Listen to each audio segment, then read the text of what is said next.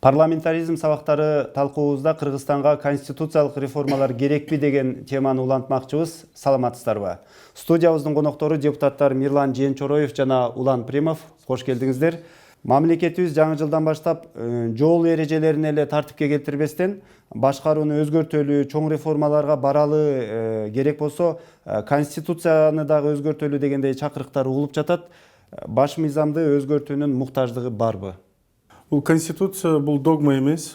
Конституция эгерде коомчулукта саясий акыбалга жараша, ошол коом талап эткенине жараша өзгөртүүгө мажбур.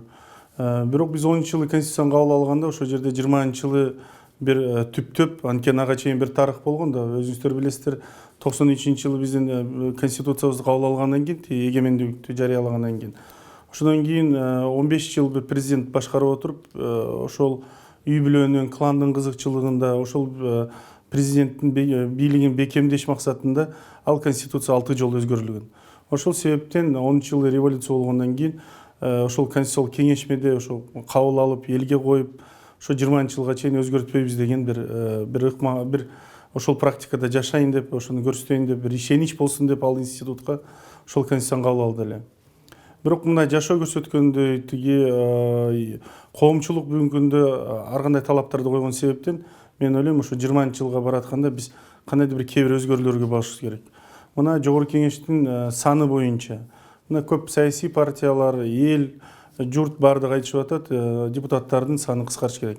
Мен да ошолорго кошулуп, эгерде биз 20 жылы референдумга бул маселелер койсо, биз жогорку кеңештин санын кыскартуу боюнча да маселени коюшубуз керек. Бул биринчиден сапаттуулугуна алып келет жогорку кеңештин, экинчиден ошо саясий партиялардын арасында күрөштү бекемдеге алып келет. Анан эң башкысы ошо мамлекеттик бюджетке үнөмдөөнү алып келет. Ошол себептен кээ бир өзгөртүүлөрдү биз алып барышыбыз керек. Анан жана азыр коомчулукта айтып аткан ар кандай көз караш, келишпестиктер бар. Аларды биз атайын кеңешме түзүп, эксперттик топ түзүп, кеңешмени түзүп, баардык коомдук саясий уюмдар менен кеңешме өткүзүп, анан иреттеп чыгыш керек. 20 жылга чейин бизде мүмкүнчүлүк. Бирок эми баардык тарап ушул конституцияга өзгөртүү киргизели деп мындай бир сунуш айтылганда эле өзүн ойлойт да. Сиз дагы мисалы жогорку кеңеш тууралуу айтып атасыз, анын саны тууралуу айтып атасыз. Республикада журт жогорку кеңешти 2015 жылы кыйла алсыратып койду. Ошентип баягы эл айтмакчы, эксперттер айтмакчы бир популисттик кадамдар менен өздөрүнүн баягы жардамчыларын кыскартуу аркылуу. Эми мисалы ушул жогорку кеңештин сапаты тууралуу айтканда, жогорку кеңештин эффективдүүлүгү же болбосо башка органдардын эффективдүүлүгү тууралуу айтканда, дал ушул 2020 жылы чынында эле парламенттик шайлоо келатат. Дагы бир өзгөрүүлөр күтүлүп атат. Ошолордун баардыгын конституциялык реформаларды жасабай туруп эле башка мыйзамдар менен ишке ашырууга мүмкүнбү? Сиздин биринчи сурооңузга мен дагы айтар элем, конституция биздин негизги мыйзам, негизги биздин мамлекетибиздин келечегин аныктай турган документ. Демек биз ошол конституцияда кандай мыйзамдар, кандай талаптар жазылса, биз ошол конституция менен жашаганга үйрөнүшүбүз керек. Бирок тилекке каршы биз эгемендүүлүк алгандан бери жогоруда айтылгандай 6 жолу конституцияга толуктоо өзгөртүү киргизип, бүгүнкү күнү ушул парламенттик өлкөнү тандап ошол жолдо бара жатабыз. Бирок ушул өзгөрүүлөр, ушул толуктоолор жалпы элдин мүдөөсүндө, жалпы элдин кызыкчылыгында жасалдыбы, же болбосо кандайдыр бир жеке топтун, же болбосо кандайдыр бир саясий кызыкчылыктардын негизинде жасалдыбы деген бул өзүнчө дагы суроо да. Ошон үчүн биз бүгүнкү күнү конституциялык реформага жогоруда айтылгандай ушул 20 жылга чекти өзгөртпөй, астыдагы турган сиз айткандай парламенттик шайлоолорду ийгиликтүү өткөзүп, андан кийин аталган маселени референдумга элге алып чыгып, эл эмнени каалап атат, кандай өзгөрүүлөрдү каалап атат, ошол конституцияга кандай өзгөртүүлөрдү киргизүүнү талап кылып атат. Ошону терең талдап, анализдеп, жети өлчөп, бир кесип андан кийин ошондой кадамдарга барышыбыз керек. Мен айтайын дегеним, шайлоого биз шайлоо кодекстерине, ошол жогорку кеңештин депутаттарын, президенттер шайлоо боюнча мыйзамына өзгөртүү, толуктоолорду киргизип, конституциялык реформага барбай туруп, шайлоону өткөзүп, андан кийин референдумга коюп, элдин үнүн угуп, андан кийин кандайдыр бир өзгөртүүлөргө барсак болот. Бирок ошол эле учурда биз эң негизги нерсени унутуп калып атабыз. мына эгемендүүлүк алган жылдардан бери конституцияга өзгөртүү киргизип атабыз, кандайдыр дагы бир аракеттер болуп атабыз. Бирок биздин экономикабызга, биздин мамлекетибиздин өсүшүнө ошолор кандай таасир берип атат, кандай таасир берет жана кандай кадамдарга барышыбыз керек. Ушул дагы бир мындай ойлонто турган маселе. Мен бир жерге жана жоопсуз калтыра албайм. Анткени 15-жылы Республика Журт партиясы чыгып атканда жогорку кеңештин расходдордун оптимизациясы боюнча маселе койгонду. Маселе өзүнүн кызматтык унаалары боюнча. Эгерде толугу менен Республикада Журт айткан боюнча ал ишке ашса, 75 машинаны мына биз Грузиядагыдай болуп борбордук площадь калыпчылыктыр аукцион кылып сатсак, ал каражаттар бюджетке түшүш керек эле. Эми ал 75 машина бүгүнкү күндө унаалардан отказ бердик, бирок алардын баардыгы ар жакка чачырап кетти. Экинчиден, жардамчылардан отказ бергенде бир жанында консультант бар. Бүгүн ал калды. Жанында 2 штат болбош керек, калгандар кыскарып, секретариаттар эмне ал саясий партиялардын ишмердүүлүгүнө бекемдөө максатында. Бүгүнкү күндө мына ошо секретариаттар бар, жардамчылар кыскарды. Ошол эсебинен кээ бир маалыматтар алат, мына ошол эксперттер берип атат. 200 миллионго сом каражат бүгүн бюджетке үнөмдөлдү. Ошол эле кыскартуулардан. Эгерде толугу менен ал ишке ашса, жана айтылган, ал жерде кызматтык үйлөр да бар болчу. Кызматтык үйлөр да толук аукционго чыгарып, сатып, же болсо мына мамлекеттик ипотекалык компания аркылуу ошол эле мугалим, ошол эле тиги врачтарга биз тапшырып берсек, ошонун пайдасы көбүрөөк тиер эле. Кызматтык үйлөрдөн да баш тартып. Анткени өнүккөн мамлекеттерде парламентаризмдин күчү жардамчыда эмес. Парламентаризмдин күчү кызматтык унаада эмес. Парламенттин күчү ал ошонун асыл ою, анын тиги элдин кызыкчылыгын коргоосу жана өзүнүн бекем позициясы парламентаризмди бекемдейт. Аны мен ойлойм инсандар бекемдейт. Машина бекемдебейт, үй бекемдебейт жана жардамчы бекемдебейт. Ошон үчүн Республика Журт партиясы өзүнүн убадаларына туруп, ошол элге берген убадасын берип, биринчилерден болуп, ушу убадаларын аткаруу максатында иштеди. 2015-жылы келгенде эле жогорку кеңеш колдоп берип, жардамчылардан баш тарттык, кызматтык унаалардан баш тарттык. Бирок тилекке каршы ушул жерде бир кандай бир иш аягына жетпей, бердеги бир жогорку кеңештин отделдеринин башчыларына же болбосо бир мекемелерге кетип калды. Бирок эми ал үнөмдөө маселеси бул жогорку кеңешке эле тиешелүү маселе эмес, баардык мамлекеттик бийликтин бутактарына тиешелүү маселе жана булардын баардыгын конституцияны өзгөртпөй туруп деле кылса болот да.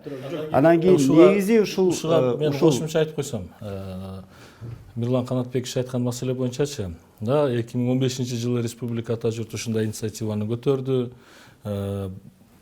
Кызматтык автоунаа, жардамчылардан баш тартып, да, үнөмдөө бар. Бирок ал үнөмдөөнү мен бул жерде 200 миллион деп айтып кетти Мирлан Канатбекович, бирок 200 миллион деп мен айта албайт элем. Себеби дегенде биз ошол эле учурда алардын ордуна кайра эле секретариат уюштурдук. Бирок эми булардын баары аргасыздыктан болду. Секретариат уюштуруп, кайра эле депутаттардын фондуна акчаны көбөйттүк. Демек, биз оң чөлтөгүбүздөн чыгарып берген нерсени эле кайта сол чөлтөгүнөн салып алгандай эле мындай таасир калтырды да. Жогорку кеңеш көпчүлүккө чечип ошон үчүн СДБК ошондой теле болду. Биз мындай кадамдарга бара турган болсок, ошол эле учурда биз унутпашыбыз керек. Бул жогорку кеңештин ишине канчалык таасирин тийгизди? Канчалык мыйзамдар сапаттуу болуп атат? Бул жагын дагы ойлонушубуз керек. Ошон үчүн мен негизинен колдоймун. Биз баягы мүмкүнчүлүгү бар депутаттар баш тартып, өздөрү эле баш тартып кызматтык автоунаа жардамчылардан, бирок биз эске алышыбыз керек, катардагы депутаттардын айрым региондордон келгендердин кызматтык үйү жок, мүмкүнчүлүгү жок, бир гана айлык менен ишке ашырган мүмкүнчүлүктөрү мындай бар депутаттар дагы болот да. Ошону дагы биз эске алышыбыз керек. Ошон үчүн бул жерде бирдиктүү баардыгын эмес, керек муктаж депутаттарга мен ойлоймун ушундай пайдаланган. Эми бирок кандай болгон учурда дагы мына 2015-жылы келген жогорку кеңеш 6-чакырылыш үнөмдөөлөргө барды, жыл сайын барып атат, көрсөтүп башкаларга өрнөк болууга аракет кылып атат да. Бирок ал маселени чечпейт экен. Коомчулук азыр мына кийинки чакырылыштагы депутаттардын парламентте мындан дагы күчтүү болушун талап кылып атат да. Биз ошол эл талап кылган бийиктикке, деңгээлге конституциялык реформаларды өзгөртпөстөн туруп бара алабызбы? Жок, анткени да биз кошушубуз керек. Биз азыр көрүп атабыз парламентти күчөтүү максатында. Эгерде биз парламентский форма правлениеге өттүк деп атпайбы, парламенттик башкарууга.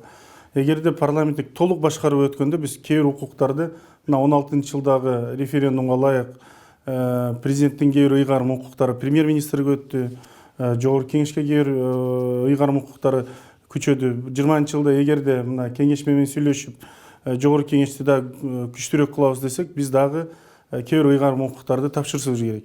Ошол эле толук парламенттик мамлекеттерде сиздер билесиздер, президентти парламент шайлайт, толук парламенттик формаларда. Экинчиден, ал жерде структуралар башка иштейт, өкмөттүн курамы башкача болот. Ошол себептен ал талкуу боло турган маселе. Эгерде парламентти күчтөйбүзсек, ал толук парламенттик формада, башка формада иштейт, ал башка режимдерде иштейт.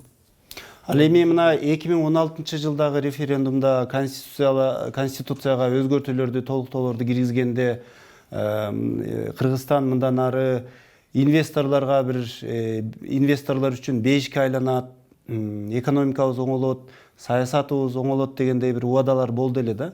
Ошол мына 2-3 жылдан кийин ишке аштыбы? Бүгүнкү күнү ишке ашты. Же кандайдыр бир толук кандуу өзгөрүүлөр болуп, биздин инвестициялык баягындай мүмкүнчүлүктөрү жакшырды дегенден алысмын. Бирок аракеттер болгон. Бүгүнкү күнү дагы ошол жаатта бүгүнкү күнү президент, өкмөт, жогорку кеңеш ар бир талкуу, ар бир сөз ушул инвесторлорго жакшы шарт түзүп берүү, аларды ушул биздин мамлекетибизге алып келип, биздин экономикабызга бир салым коштуруунун аракетинде. Андан кийин эми бул конституция негизинен кабыл алынгандан кийин конституция толук кандуу иштеш керек. Биз парламенттик мамлекетке толук кандуу бүгүнкү күнү өтө элекпиз. Биз парламенттик президенттик мамлекеттебиз бүгүнкү күнү. Же айтканда мындай гибридный состояниедабыз да. Ошон үчүн биз толук кандуу парламенттик мамлекетке өтүш үчүн бизге дагы убакыт керек. Себеби дегенде баягы супер президентский бийликтен кийин акырын парламенттик нерсени өздөштүрүп, чет жактагы мамлекеттин тажрыйбаларын алып, көч бара түзөлөт дегенде биз ошого барышыбыз керек негизиненчи.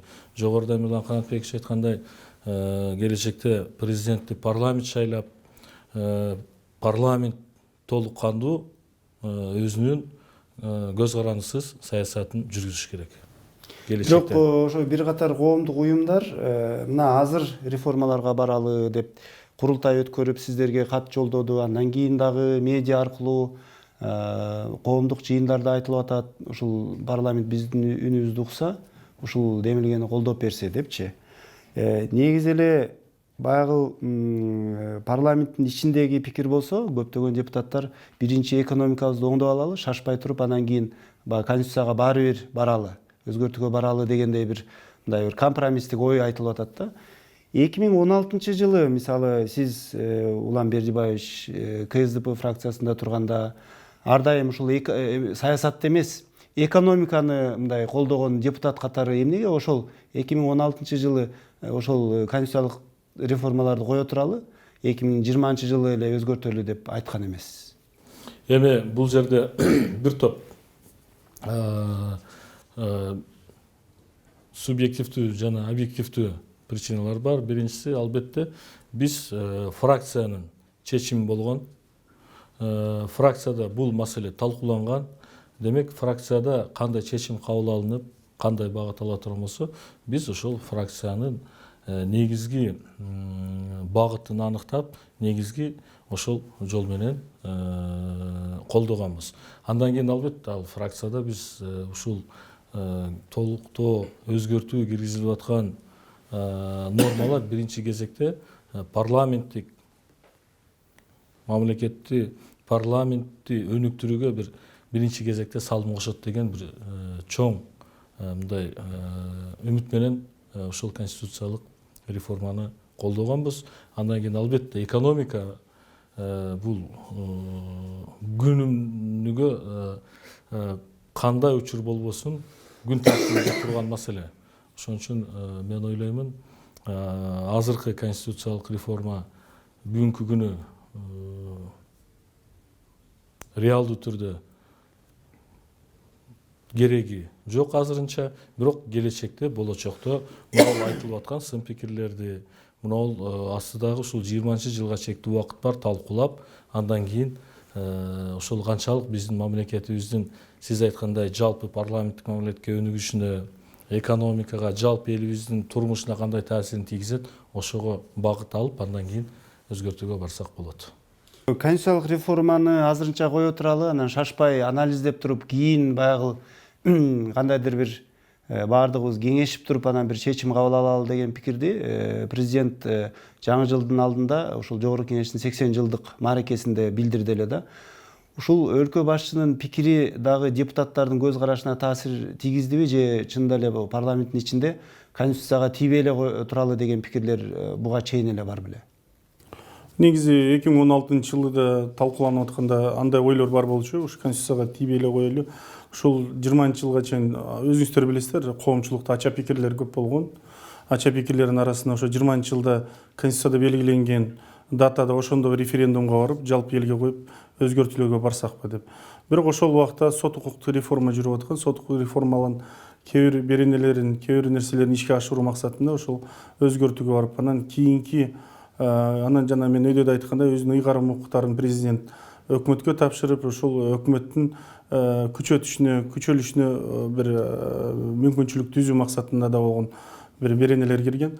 Бирок бир нерсени айтып коюш керек, инвестициялык климатты кепилдик бериш үчүн, ал үчүн бир эле конституция эмес, жалпы коомдон тышкары биз мыйзамдарды билет. Билесиздер, инвестиция кайсы мамлекетке келет? Биринчиден коопсуздукту, жана мыйзамдуулукту иштеткен, кепилдигин берген мамлекетке биринчилерден кирет. Эгерде мыйзамдуулукту бирде сот жана укук коргоо органдары мыйзамдуулукту бекемдесе, ошону коргосо, мыйзам менен иштесе, жана ошол мамлекеттин ичинде коопсуздук маселеси толугу менен чечилсе, ошондо гана көп инвестициялык каражаттар керек. Мен сизге бир мисал келтирип кетем. Мына Казакстанда инвестициялык климатты өзгөртүш үчүн алар мына 2015-жылы Республикада журт партиясы айтып кеткен, мына эгерде сот укукка биз эгерде сот системасында мындай карай турган болсок, биз британдык сот системасында же британдык соттордо алып келе турган маселени да карап көрүшүбүз керек депчи, эл менен талкуулап. Казакстан болсо алдыга кетти. Ошону алар мындай өзгөртүүлөрдү конституциясына, мыйзамдарына толук өзгөртүп, бүгүнкү күндө Казакстанда МЦПС деген иштейт, эл аралык арбитраждык сот иштейт. Ал жерге Британиянын сотторун алып келип туруп, бүгүн ошол жерде арбитраждарды карай турган. Бул эмнени чечет? Эгерде дүйнөдө чоң инвесторлор миллиондогон, миллиарддаган каражаттары болсо, кайсы мамлекетке салабыз десе, бул сот укуктук сот системасына ишенбейбиз десе, британдык сот, эл аралык сот нормалар иштей турган институттарга келет. Ошол себептен Казакстанга ал инвестициялар ушул да бир индикатор болду, көбөйүүгө бир жол түзүп берди да. Биз да ушундай мына чоң алдыга жыла турган реформалык кадамдарга барыш керек. Эгерде конституцияны өзгөртө турган болсок, биз мына акылдашып, ошо 20-жылга баарын мына бир эле сааттык, или бир күндүк, или бир саясий топтун кызыкчылыгында алып барбай турганда, толук ошолорду акылдашып, тактап, ошого реформаларга барыш керек да. Ошон үчүн ошол себептен мен ойлойм, президент айткан туура. Эгерде 20-жылга чейин ошого чейин бир акылдашалы, бир ойго келели деген маселе койгондо туура деп ойлойм. Кийинки чакырылыштагы парламент, мисалы 20-жылдан кийин жаңы чакырылыштагы Жогорку Кеңеш болуп калат да. Анан кийин алар мисалы жаңы депутаттар келет, балким сиздерден башка депутаттар келет, тажрыйбасы жок, саясий тажрыйбасы жок, бизнестен же болбосо мындай айыл чарбадан ар кайсы тармактан келип калат. Анан ошол жаңы чакырылыштагы Жогорку Кеңеш ушундай чоң реформага, конституциялык реформага өзүнүн мындай барандуу салымын кошо алышы мүмкүн деп ишенесиздерби? Парламент негизи ар дайым элдин көңүл чордонунда болуп келген, жана ар дайым сын пикирлер көп айтылчу орган. Андан кийин албетте келечекте болочокто боло турган парламент сөзсүз түрдө мына биз шайлоого кодексине толуктуу өзгөртүүлөрдү киргизип, азыр демилгелеп депутаттык топ иштеп жатабыз. Ошол жерде биз мүмкүн болушунча ушул Жогорку Кеңеш келечекте болочокто боло турган депутаттар сиз айткандай жөн жерден эмес, ошол жерден бир тажрыйба топтоп, кандайдыр бир билимине дагы бир топ критерийлерди аныктаган шайлоо кодексин алып чыгып, ошол жерге боложокто ушул боло турган парламент, сиз айткандай, бир гана конституциялык реформа эмес, жалпы мамлекетибиздин жашоо турмушун оңоп, келечекти аныктай турган бир парламент болот деп биз ишенебиз. Жогорку бийликтеги саясатчылар менен, ишмерлер менен маектешкенде ар дайым ошол өзүнүн бийлигинин полномочиялары жөнүндө, ыйгарым укуктары жөнүндө кеп кылат да, ушул конституциялык реформага келгенде. Ал эми жөнөкөй эл буларга бизге мынча көп чиновниктин эмне кереги бар? Кыскартпайсыңарбы? Министрликтердин санын кыскартпайсыңарбы? Акимдерди, башка башкаруучуларды, жетекчилерди кыскартып багы бюджетти үнөмдөбөйсүңөрбү деген сөздөр көбүрөөк угула баштады. Ушул административдик, территориалдык реформаларды, чиновниктердин санын кыскартуу талаптарын аткаруу үчүн конституциялык реформа керекпи же болбосо башка мыйзамдар дагы аны иретке келтире алабы? Башка мыйзамдар менен иретке келет. Өзүңүздөр билесиздер, 2012 жылдан бери ушу административдик территориалдык реформанын алкагында топтор түзүлгөн, адеп өкмөттүн бат алмашуусу, парламенттердин алмашуусу, саясий туруктуулук жоктугу ушул реформанын алдыга алып берет. Анткени ал жерде ар кандай көз караштар бар. Райондорду кеңейтүү, кошуу, ошон ирилештирүү, айыл өкмөттөрдү ири кылыш маселелерди, укрупнение деп ошолор маселелер каралган. Ошол жерде жанагы башкаруу маселеси да оптимизацияга түшөт. Ал жерде эгерде биз жанагы губернатор деп атап калбайбызбы, өкмөттүн ыйгарым өкүлдөрү, ал өкүлчүлүктөрдү мына жокко чыгарыш керек деген бир ойдо. Менин оюм, жеке оюмда, ал ыйгарым өкүлчүлүктөрдү жокко чыгарышыбыз керек. Аларды эле биз кыскартсак эле 1 миллиардка сом каражат бюджетке үнөмдөлөт. Ошол эле райондорду түз республикалык подчиненияга баш ийдүүрү кылып туруп эле, райондорду ири кылып туруп эле башкарсак болот. Ошондой да көз караштар бар. Ошол себептен ага бир эле конституцияны өзгөрбөйт, ал жерде конституциялык мыйзамдар өзгөрөт. Анан территорияларды ошолордун карамагын өзгөртүү бул жогорку кеңештин ыйгарым укугуна кирет. Азыр деле кабыл алып чечип берсе болот. Өкмөт сунуш берип, ошол реформа боюнча сунуштарын бериш керек. Буга эми кошумча маалымат айта турган болсок, президент тарабынан ушул административдик территориалдык реформа жүргүзүү боюнча жумушчу топ түзүлгөн. Ал жерде өкмөттөн, жогорку кеңештен, президенттин аппаратынан жана жерлердеги башчыларынан уюшулуп, ушул жумушчу топ бүгүнкү күнү иштеп жатат. Ошол жумушчу топ иштеп чыккандан кийин мен ойлоймун, жалпы талкуу болуп, жогорку кеңеш дагы толук кандуу ушул административдик территориалдык реформаны колдойт. Себеби дегенде ыксыз чыгымдар көп. Бүгүнкү күнү биз 453 айыл өкмөттү ала турган болсок, бүгүнкү күнү түздөн түз каржы министрлиги менен иштешип атат. Бизде 43 район, 30дан ашуун шаарларыбыз бар. Алар дагы бүгүнкү күнү өкмөт менен түзмө түз иштешкенге толук кандуу мүмкүнчүлүгү бар. Ошол эле айыл өкмөттөрдү бүгүнкү күнү бир эле айыл, бирок ошол эле учурда бакыйган чоң айыл өкмөтү орун басары, жооптуу катчысы болуп туруп, канчалаган чыгымдар кетип атат. Жанында дагы бир айыл өкмөт, айыл ошондой болуп туруп, буларды бир иригилештирип, ошол эле учурда райондорду иригилештирип, түздөн түз өкмөткө баш ийдиртип, административдик кардиналдуу бир реформаларга биз барышыбыз керек. Ошондо мен ойлоймун, ыксыз чыгымдар да азаят. Ошол сиз айткандай министрликтердин бүгүнкү күнү канчалык бизге, мамлекетибизге пайдасын келтирет, канчалыгы бүгүнкү күнү актуалдуулугун жоготту, анализ жүргүзүп, бул багытта дагы иш жүргүзсө болот. Мен ойлоймун, бүгүнкү күнү өкмөттүн астында ушул административдик территориалдык реформаны жүргүзүүгө, ошондой эле жогорку кеңештин астында бир чоң иштер турат болочокто, келечекте. Биз бул кардиналдуу реформаларга барышыбыз керек. Маегиңиздерге рахмат. Парламентаризм сабактары талкуубуз ушуну менен соңуна чыкты. Биз бүгүн конституциялык реформа Кыргызстанга керекпи деген теманын тегерегинде маектештик. Саламатта калыңыздар.